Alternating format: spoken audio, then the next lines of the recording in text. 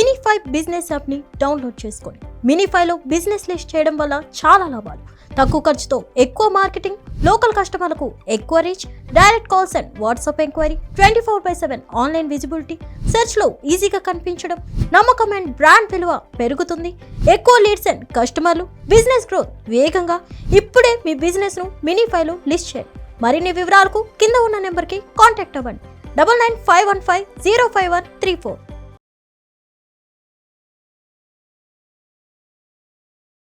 Hello Naganath గారు. Hello Madhavi గారు. Sir, అస్సలు స్థిరత్వం లేని వ్యక్తులు, లైఫ్లో యూటర్న్ తీసుకునేవాళ్ళు, అసలు అభిప్రాయాలు వెంటనే మార్చేసుకునేవాళ్ళు, ఎవరి గురించి చెప్తున్నాను అర్థమైందా సార్ మీకు? మీ గురించా? నా గురించి కాదు సార్, ఇది కూడా నేను ఎక్కడో బుక్లో చదివాను.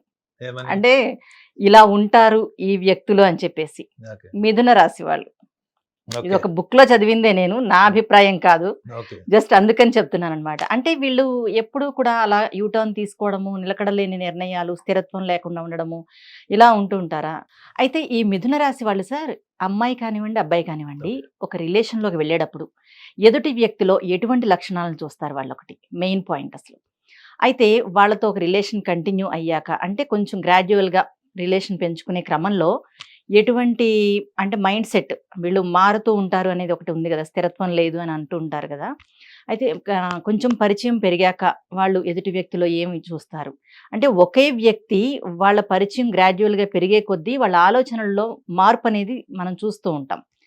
అలాగా రిలేషన్ కంటిన్యూ అయ్యి తన భాగస్వామిని చేసుకునే క్రమంలో వాళ్ళు ఏం చూస్తారు, అట్లా ఇవి మూడిటి గురించి చెప్తూ అసలు వీళ్ళు ఎటువంటి వ్యక్తుల్ని ఇష్టపడతారు ముందు, దాని గురించి చెప్పండి సార్. మాధవి గారు, మీరు బుక్ లో చదివారు అని చెప్పారు కాబట్టి సరిపోయింది. అవునవును. ఎందుకంటే వాళ్ళు యూటర్న్ తీసుకునే వ్యక్తులు కాదు. ఓకే. రెండోది, స్థిరత్వం లేనటువంటి వ్యక్తులు కాదు. అయితే ఎందుకు మరి వాళ్ళ మీద నింద పడింది? అవును. మీరు ఏ బుక్ అని ఓపెన్ చేసి చూడండి, మోస్ట్ ఫికల్ మైండెడ్ అంటే చంచల స్వభావం, లేదా ఒక స్థిరమైన బలమైన అభిప్రాయాలు ఉండవు, వీళ్ళ మాటని పూర్తిగా మనము నిర్ధారణకు తీసుకోలేము, ఇలాంటివి మీకు ఫస్ట్ టాప్ లిస్ట్ రాసి ఉంటాయి. Most loyal people, most genuine people ఎవరైనా ఉన్నారంటే వాళ్ళు మిథున రాశి వాళ్ళు. ఇక నుంచి మీరు ఎవరైనా మిథున రాశి గురించి అడిగితే ఈ పాయింట్ అడగండి. ఓకే. ఆ బుక్ లోది తీసేయండి, డిలీట్ చేయండి. ఎందుకంటే వీళ్ళకి ఒక్కటే ఒక వీక్ పాయింట్. నేను చెప్పా కదా, నేను పుస్తకాలు చదివి పుస్తకాల్లో ఉన్నది ఎంతవరకు కరెక్ట్ అని బయట రీసెర్చ్ చేస్తే దాన్ని నెక్స్ట్ లెవెల్ డేటా నాకు వచ్చింది. ఇప్పుడు వాళ్ళు ఒక కన్క్లూజన్ రాశారు. కన్క్లూజన్ కి ఒక ప్రాసెస్ ఉంటుంది. ఎందుకు వాళ్ళు ఎందుకు అట్లా ఉన్నారు, ఎందుకు అట్లా బిహేవ్ చేస్తున్నారు, ఇది దాని కన్క్లూజన్ కి బిఫోర్ ఒక ప్రాసెస్ ఉంటుంది. ప్రాసెస్ లేకుండా కన్క్లూజన్ ఎట్లా వస్తాం మనం? అంతే కదా. ఆ ప్రాసెస్ ని వాళ్ళు బుక్ లో మిస్ చేశారా, లేకపోతే వాళ్ళు ఆ లెవెల్కి వెళ్ళి రీసెర్చ్ చేయలేదా నాకు తెలియదు. వీళ్ళు ఏంటంటే మెయిన్ వీళ్ళకి ఒకటే ఒక loop line mistake or weakness ఏంటంటే, they are expressive people. Okay. ఎంత ఎక్స్ప్రెసివ్ అంటే ద కంపల్సివ్నెస్ ఆఫ్ ఎక్స్ప్రెషన్. అంటే వాళ్ళు అది ఎక్స్ప్రెస్ చేయడం అన్నది వాళ్ళ జీవిత ఆశయం కింద అయిపోతుంది. అది చాలా చిన్న విషయాలు ఉంటాయి. ఓకే. చిన్న చిన్న విషయాలు. మిథున రాశి వాళ్ళకి పెద్ద పెద్ద కోరికలు, ఆలోచనలు, ఆశయాలు ఉండవు. ఏమి ఉండవు. చిన్నవి ఉంటాయి. దాంట్లోనే వాళ్ళు ఇన్వాల్వ్ అయిపోయి నానా రకాలుగా డిస్టర్బ్ చేసుకొని ప్రతి డిస్టర్బెన్స్ ని షేర్ చేసి ఎక్స్ప్రెస్ చేయడం వల్ల వీళ్ళు గనక ఎక్స్ప్రెస్ చేయకపోతే వాళ్ళ వీక్నెస్లు ప్రపంచానికి ఎవరు తెలియదు. Because they are expressive, most expressive people. 12 రాశుల్లో ఎవరన్నా ఉన్నారంటే మిథున రాశి వాళ్ళు. అయితే వీళ్ళు ఈ ఎక్స్ప్రెషన్ వల్లనే వాళ్ళకి ఆ క్షణంలో ఏమనిపిస్తుందో అది చెప్తారు. ఒక అర్ధగంట తర్వాత ఏమనిపించినా చెప్తారు. సపోజ్ ఇప్పుడు పొద్దున చెప్పింది మధ్యాహ్నం చెప్పలేదు అనుకోండి, మీకు ఎలా తెలుస్తుంది? కానీ వాళ్ళు పొద్దున చెప్పింది, మధ్యాహ్నం చెప్పింది, రాత్రి చెప్పింది, 3 చెప్పడం వల్లనే మీకు తెలిసింది. చెప్పడం బలహీనత మేడం, స్థిరత్వం లేకపోవడం బలహీనత కాదు. Got my point. ప్రతి మనిషిలో కూడా ప్రతి మనిషిలో ఈ చంచలత్వం ఉంటుంది, ప్రతి రాశి వాళ్ళకు ఉంటుంది. కానీ ఎంతమంది చెప్తారు? అదే మీరు వృషభ రాశి వాళ్ళు చూడండి, చెప్పరు. మీన రాశి వాళ్ళు, వృశ్చిక రాశి వాళ్ళు చెప్తారా? వాళ్ళ ఓన్ స్టైల్ ఉంటుంది మేడం చెప్పేది. వాళ్ళు ప్రతి దాంట్లో కూడా ఏంటంటే నా గురించి ఎవరు ఏమనుకుంటారు, ఓకే. నేను ఇలా చెప్తే వీక్ అయిపోతానేమో. అలాంటి ఆర్గనైజ్డ్ బిహేవియర్ వాళ్ళకి కనిపిస్తది కానీ మీకు మిథున రాశి వాళ్ళలో మీకు ఆర్గనైజ్డ్ బిహేవియర్ కనపడదు. వాళ్ళు ఏమనుకున్నారో అది చెప్పేస్తుంటారు. వాళ్ళు ఏం ఫీల్ అయ్యారో చెప్తారు, అవును. వాళ్ళకి ఏం నచ్చలేదో చెప్తారు. ఓకే.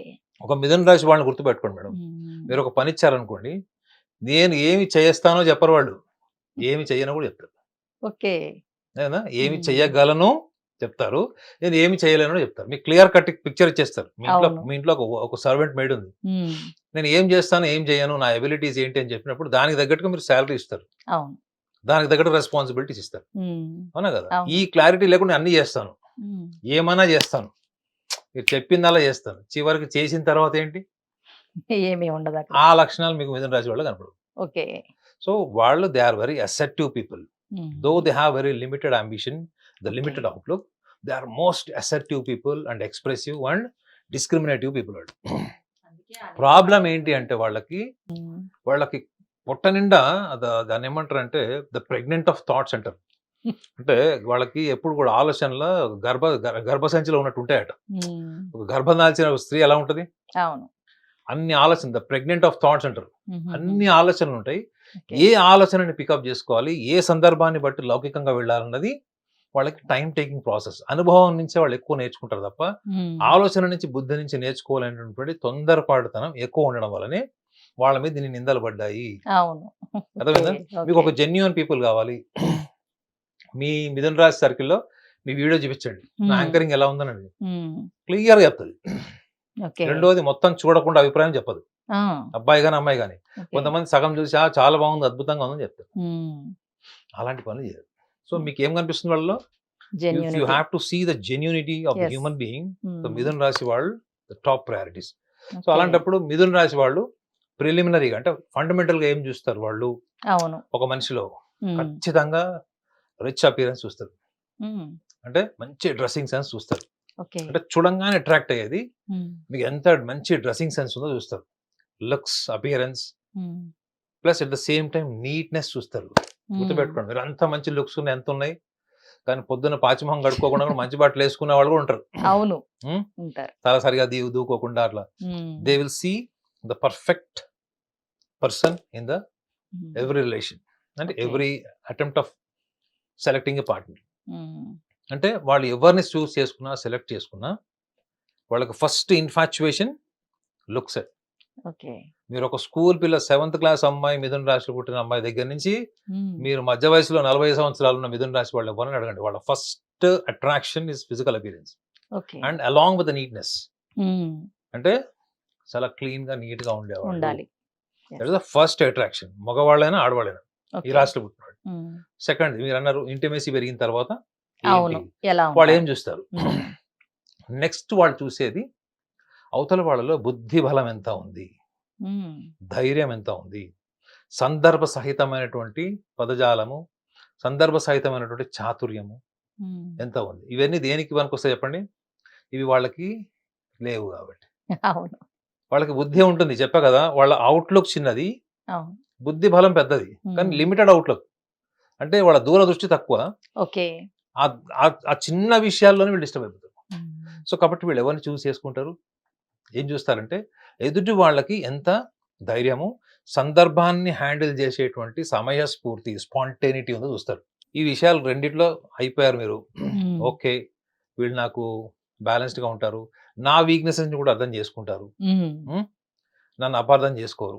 ఇది సెకండ్ లెవెల్ కేరింగ్. ఒక రకంగా ఒక వర్డ్ చెప్పాలంటే అవును. Maturity and caring. Caring. Third స్టేజ్కి వచ్చేటప్పటికి ఏంటంటే లాయలిటీ. అంటే వీళ్ళు ఎంత స్థిరంగా ఉంటారు.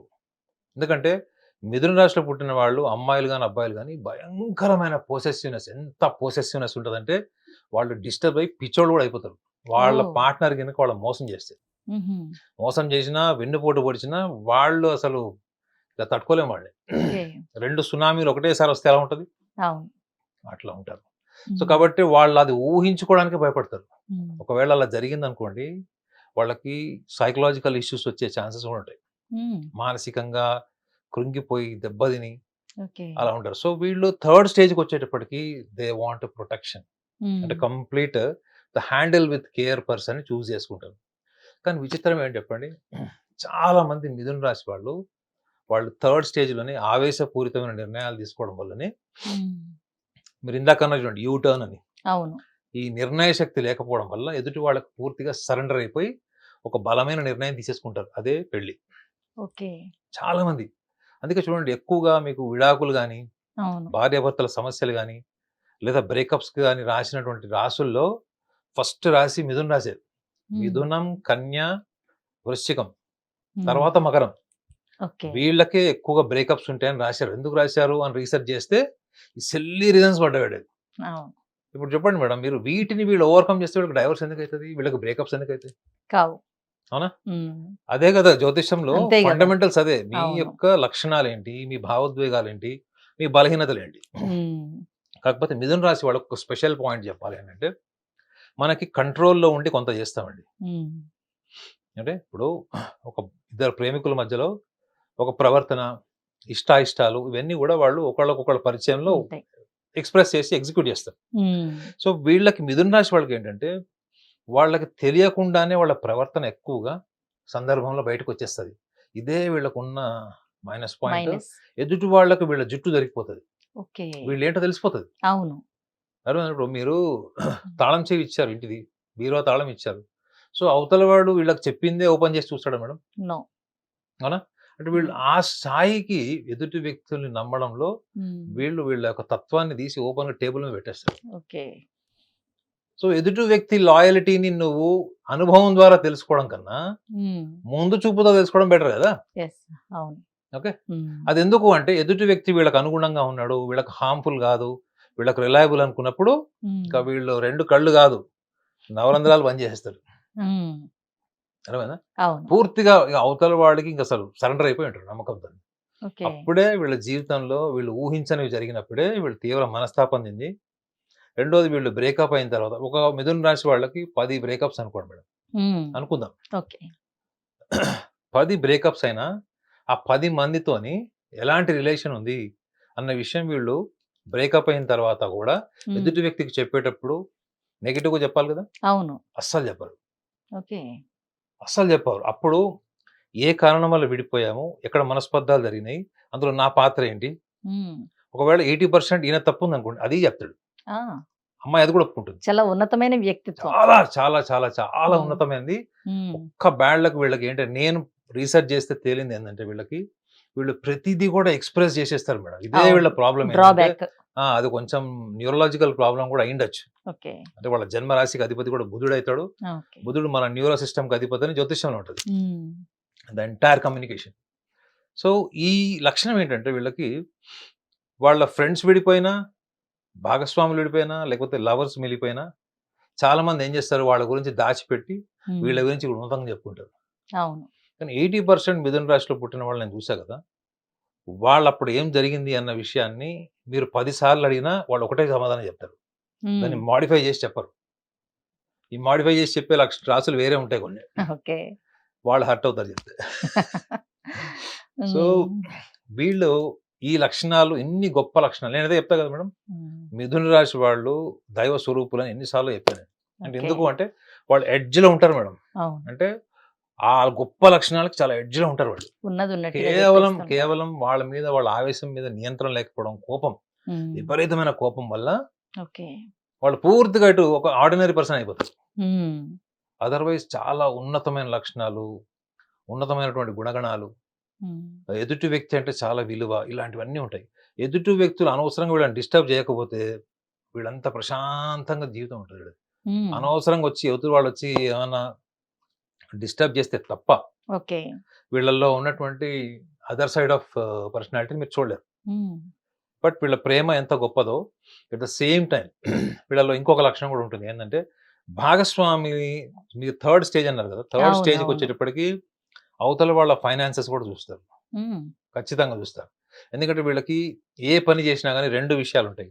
దీనివల్ల లాభం ఏంటి, ఓకే. ఇది డిఫాల్ట్ ఉంటుంది వాళ్ళకి. ఆ, దీనివల్ల లాభం లాభం ఏంటి, ఏంటి? ఉమ్. దీనివల్ల ఇది నేను చేయడం వల్ల ప్రయోజనం ఏంటి అంటే ఒకటి ప్రొడక్టివిటీ, రెండోది బెనిఫిట్. ఉమ్. ప్రొడక్టివిటీ ఏంటంటే దాని విలువ. అవును. అంటే మనం ఈ అమ్మాయిని పెళ్లి చేసుకున్నా, ఈ అబ్బాయిని పెళ్లి చేసుకున్నా దీర్ఘకాలంలో ఎలా ఉంటుంది, నా మీద డిపెండ్ అయి ఉంటుందా, నేను వాళ్ళ మీద డిపెండ్ అవ్వచ్చా. డిపెండ్. అవును. సో ఇది ఓకే. రెండోది బెనిఫిట్ ఏంటంటే రిజల్ట్ ఏంటి? ఈ రెండు వీళ్ళ సబ్ కాన్షియస్ లో డీప్ గా ఉంటాయి మేడం. వీళ్ళు ఏ పని చేసినా ఈ 2 లక్షణాలు బయట కనిపిస్తాయి క్లియర్ గా. అది కూడా దాచిపెట్టుకోలేరు వాళ్ళు, అవును, చెప్పేస్తారు అది కూడా. సో ఈ లక్షణాలు వీళ్ళల్లో థర్డ్ స్టేజ్కి వచ్చినప్పుడు ఒక కన్క్లూజన్కి వచ్చి ఒక ఒపీనియన్ జడ్జిమెంట్ తీసుకోవాలనుకున్నప్పుడు ఈ లక్షణాలను వాళ్ళు ఖచ్చితంగా చూస్తారు. వీళ్ళు ఎదుటి వాళ్ళకి డిపెండ్ అయినప్పుడు ఎదుటి వాళ్ళు వీళ్ళని ఎంత ప్రాపర్ గా హ్యాండిల్ చేయగలుగుతారని కూడా వీళ్ళు ముందర అనాలిసిస్ చేసుకున్న తర్వాతనే వాలంటైన్స్ రిలేషన్ పెళ్లి వరకు వెళ్తుంది. లేకపోతే అది అక్కడితో అయిపోతుంది. ఇన్ కేస్ వాళ్ళు ప్రేమలో వైఫల్యం చెందితే వాళ్ళ రియాక్షన్ ఎలా ఉంటుందంటారు అసలు? మర్డర్ చేసేస్తాము, పొడి చేస్తాము, పీకేస్తాము, చంపేస్తాము, నరికేస్తాం అని అనుకుంటున్నారా? లేదు, అట్లా చెప్తారు వాళ్ళు. ఓకే, ఎక్స్ప్రెషన్ కదా. వాళ్ళ కోపం, ఆవేశం మనకు కూడా లోపల అనిపిస్తుంది. మనం ఎప్పుడైనా బండి మీద వెళ్తున్నప్పుడు అడ్డొచ్చాడు అనుకోండి, వీళ్ళ కొట్టాలనిపిస్తుంది, కానీ మనం చెప్పం కదా. వీళ్ళ ప్రాబ్లం ఏంటి? ప్రతిదీ వామిట్ చేస్తారు కాబట్టి ఇట్లా, కానీ ఏమి చేయరు. యాక్షన్ లో ఏమి చేయరు, మాటల్లోనే అన్ని దొర్లి చూసే వాళ్ళకి రాంగ్ ప్రొజెక్షన్ ఇస్తారు. అవును, ఎందుకంటే వీళ్ళకి ఇది కూడా సైకలాజికల్ గా డిస్టర్బ్ అవుతారు వీళ్ళు. లాయల్టీ లేకపోయినా, బ్యాక్ స్టాబింగ్ చేసినా, చీటింగ్ చేసినా దాన్ని చాలా తీవ్రమైన మానసిక స్థితికి తీసుకెళ్ళిపోతారు. దాన్ని ఎట్లా తీసేయాలి, డైల్యూట్ చేయాలన్నది రాదు. అది రాకపోవడం వల్ల ఏమైపోతుంది అంటే అది లోపల వాల్కన్ లాగా తిరుగుతుంటది. అది తిరిగినప్పుడల్లా ఏం చేయాలి, వీళ్ళకి కోపం వచ్చినప్పుడల్లా అది ఎవరో ఒకరికి చెప్తారు, ఇది చేస్తా, అసలు వీళ్ళ మీద భూమి మీద బతకడానికి వీలు లేదు, ఇలాంటి మాటలు మాట్లాడతాం. అది ఏంటంటే మీరు ఆ సినిమా చూసే ఉంటారు, ఎవరు సర్కారు వారి పాటలో మహేష్ బాబుని హీరోయిన్ అమెరికాలో దొంగతనం దొరికిన తర్వాత అప్పుడు మహేష్ బాబు రియాక్షన్ ఉంటుంది చూడండి. అవును, ఇలాంటి వాళ్ళందరినీ నరికేయాలి, అసలు ఏదో చేసేయాలండి. ఆ రియాక్షన్ ఉంటుంది చూడండి. ఆ రియాక్షన్ మీకు మిథున రాశి వాళ్ళకి ఎవరైనా బ్యాక్ స్టాబింగ్ చేసి ఇది చేసినా వాళ్ళ నరాల్లో జీర్ణించిపోతుంది ఆ కోపం, ఆవేశం.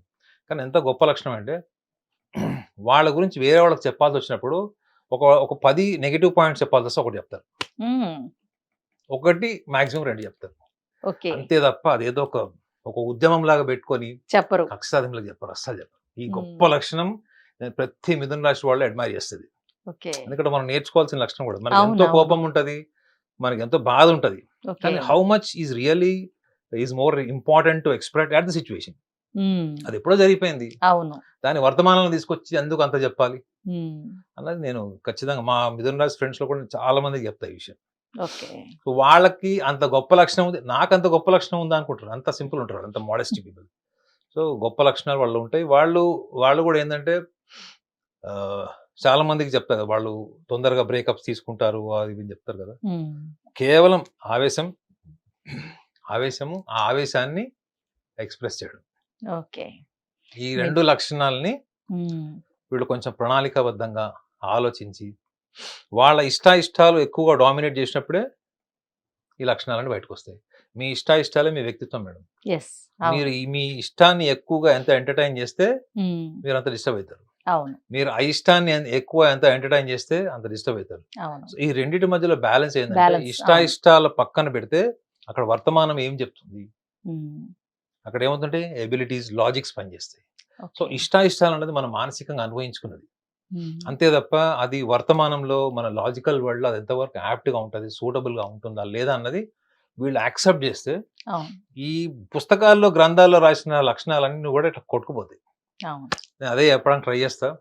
తీసుకునే వాళ్ళు తీసుకుంటారు, అంటే ముక్కుసూటిగా మాట్లాడడం కూడా తప్పేశారు. తీసుకునే వాళ్ళు తీసుకుంటారు, తిరస్కరించే వాళ్ళు తిరస్కరిస్తారు. ఓకే నాగనాథ్ గారు, మిథున రాశి వారి గురించి చాలా చక్కగా చెప్పారు. Thank you so much.